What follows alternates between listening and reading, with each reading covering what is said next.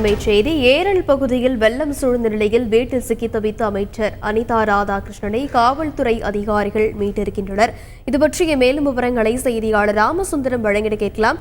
வணக்கம் ராமசுந்தரம், இந்த மீட்பு பணியானது எப்படி நடைபெற்றது? மேலும் மீட்பு படையினரால் என்னென்ன வழிமுறைகள் கையாளப்பட்டது?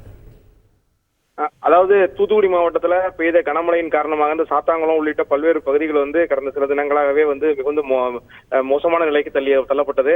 அந்த பகுதிகளில் உள்ள பொதுமக்களை மீட்பதற்காக, பொதுமக்களுக்கு மீட்டு அவர்களுக்கு ஒரு நிவாரணம் வழங்குவதற்காக கடந்த ஞாயிற்றுக்கிழமை அமைச்சர் அனிதா ராதாகிருஷ்ணன் அங்கு சென்றிருந்தார்.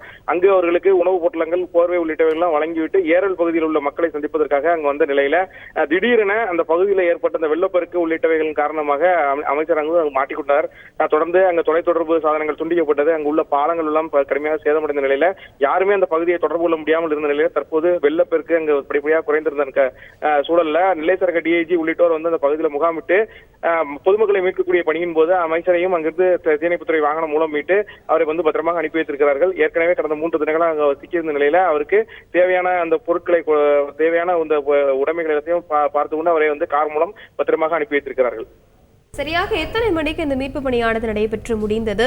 மீட்பு பணியில் எத்தனை வீரர்கள் ஈடுபட்டனர்?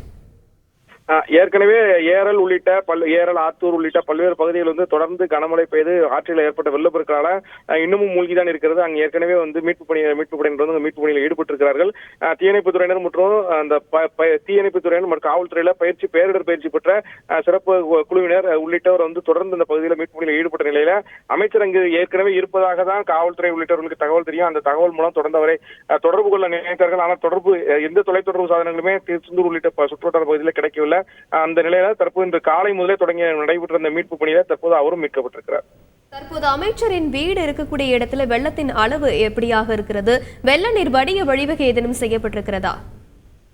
அமைச்சர் தூத்துக்குடி நகர் பகுதியில தான் அமைச்சர் இருக்கிறார். இங்க வெள்ள நிவாரணம் வழங்குவதற்காகத்தான் அந்த சாத்தாங்குளம் ஏரல் பகுதிக்கு சென்றார்.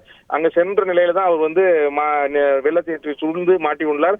தொடர்ந்து அவர் யாரையுமே தொடர்பு கொள்ள முடியாத ஒரு நிலை ஏற்படுது. ஏன்னா ஏரல், ஆத்தூர், திருச்செந்தூர், குறும்பூர், நாசரேத் உள்ளிட்ட எந்த பகுதியிலுமே தொலைத்தொடர்பு சாதனங்கள் இன்று வரை கிடைக்கவில்லை. அந்த நிலையில தான் அவர் மாட்டிக்கொண்டனால அவரோட நிலை வெளியே தெரியாத சூழல் இருந்தது. தொடர்ந்து காவல்துறை போனதாக தகவல் கிடைத்த அடிப்படையில் அவரை தொடர்பு கொள்ள முயற்சித்தார்கள். ஆனால் தொடர்பு தான் கிடைக்காத நிலையில தான் தற்போது மழைநீர் அங்கு படிப்படியாக குறைய தொடங்கியதன் காரணமாக படகு, பெரிய கனரக லாரிகள், அதிக கனரக லாரிகள் உள்ளிட்டவைகள் கொண்டு சென்று அவர் தற்போது பொதுமக்களும் மீட்கப்பட்டு வருகிறார். அங்குள்ள அமைச்சரும் தற்போது மீட்கப்பட்டிருக்கிறார். வெள்ள நீர் முழுமையாக வடிந்து எப்போது அந்த இடம் இயல்பு நிலைக்கு திரும்பும் என்பது குறித்தான தகவல் எதன் வழியாக இருக்கிறதா? அதாவது கடந்த சில தினங்களாகவே பெய்த கனமழை மற்றும் அந்த வெள்ளப்பெருக்கின் காரணமாக தாமிரபரணியில அதிக கனமழை மற்றும் அணைகளிலிருந்து திறக்கப்பட்ட நீரின் அளவு அதிகரிப்பின் காரணமாக தான் தாமிரபரணியில கடுமையான வெள்ளப்பெருக்கு ஏற்பட்டது. தற்போது படிப்படியாக அந்த இடத்துல வெள்ள நீர் குறைய தொடங்கி இருக்கிறது. அந்த குறைய தொடங்கியதன் அடிப்படையில தற்போது அதாவது நேற்றைய தினம்லாம் கருங்குளம் உள்ளிட்ட எந்த பகுதிகளுக்குமே செல்ல முடியாத நிலை இருந்தது. தற்போது படிப்படியாக மழைநீர் குறைந்து கொண்டிருக்கிறது.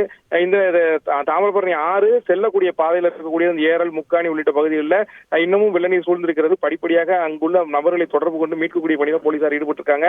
அந்த காவல்துறை பயிற்சி பெற்ற பேரிடர் மீட்பு படையினர், தேசிய பேரிடர் மீட்பு படையினர், ராணுவம் உள்ளிட்டவர்கள் அந்த பகுதியில் ஈடுபட்டுக் கொண்டிருக்கிறார்கள். மழைநீர் ஆற்றின் வெள்ள நீர் படிப்படியாக குறைய தொடங்கி இருக்கிறது.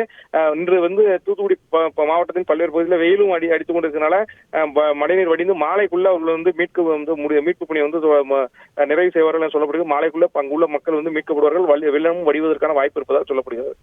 விரிவான விவரங்களுக்கு நன்றி ராமசுந்தரம். செய்திகளை உடனுக்குடன் தெரிந்து கொள்ள உடனே சப்ஸ்கிரைப் பண்ணுங்க.